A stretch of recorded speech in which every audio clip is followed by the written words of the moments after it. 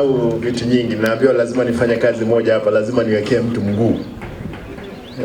Pili, nataka niseme kitu ya pili ni kwamba wiki hii kuanzia Wednesday kila mtu lazima alale ndani ya net.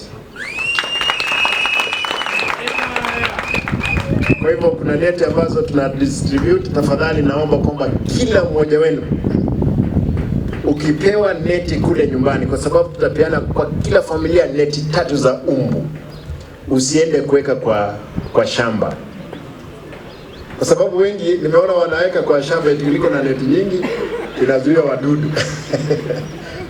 Ile neti iko na dawa. Kwa hivyo don't make a mistake kwamba uenda kuweka kwa shamba, kwa sababu mvua ikinyesha hiyo dawa itaingia kwa mboga, na ndio sababu tuko na magonjwa mengi.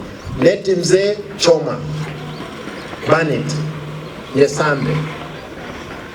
Iko from Wednesday tutakuwa tunapeana nets again in all 45 wards in every sublocation.